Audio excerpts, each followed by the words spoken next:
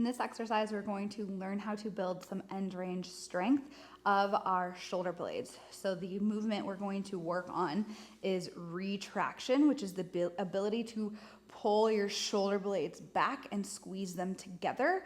A lot of people don't know how to do that or don't know how to do it very well, and they don't have a ton of mobility in their shoulder blades, whether that's just due to not moving them or injuries or all kinds of things. And so that's what this exercise is gonna do. So you're gonna need, you might need a couple of yoga blocks. You might need more than that depending on how much flexibility you already have, but I will show you the different levels of this to find the position that works best for you.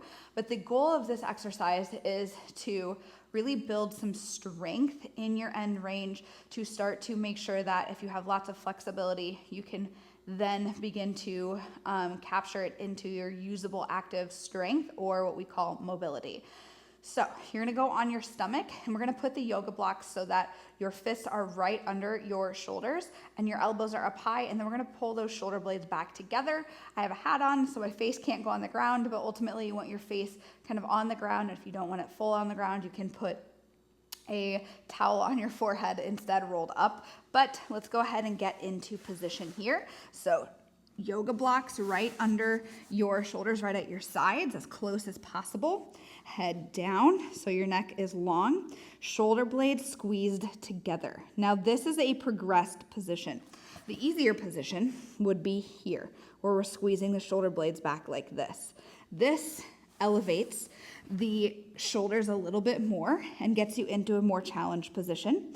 The higher up the yoga blocks, the more challenging it is. So that would be progressed depending on where you are. You're gonna pick the position that is challenging but does not have any pain or pinching. You should feel nothing in the backs of your shoulders pinching wise. Then from here, we're going to do our PAILs and rails contractions. So before we do that, I'm gonna show you what that looks like. When people do their PAILs contractions, a lot of times they think too much about loading their elbows. You are gonna load your elbows, but the movement I want you to think about is this. So like we're punching forward from our shoulder blade. Like you're trying to bring your shoulder blades forward as far as you can, not just pressing up. If we were trying to press up, then we could do a push-up in this position, which would be challenging, but that's not the point. The point is to press just with our shoulder blades. So you're gonna press the ground away with your shoulder blades. You're gonna feel the underside stuff here. You're gonna feel a little bit of this work too.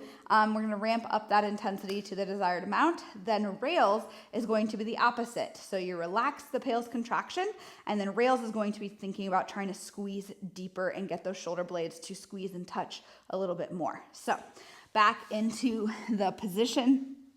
Again, we're gonna start with a PAILs contraction. So we're gonna think about pressing down into the ground and into your yoga blocks. And again, we're using the shoulder blades to do that, not the whole arm. You're gonna ramp that contraction up to the desired intensity over 10 to 15 seconds. Then hold at the desired intensity for about 10 to 15 seconds. Then we're gonna ramp down. Then we're gonna try to squeeze those shoulder blades together and ramp that up to the desired intensity over 10 to 15 seconds and hold for that 10 to 15 seconds, almost like we're trying to make it cramp. Those shoulder blades should almost be touching and squeezing, and we should feel all of the muscles in between those shoulder blades squeezing for the rails contraction. Once you've held for the prescribed amount of time, around 10 to 15 seconds for that, then you can ramp down, and that would be one round of your PAILs and rails contraction.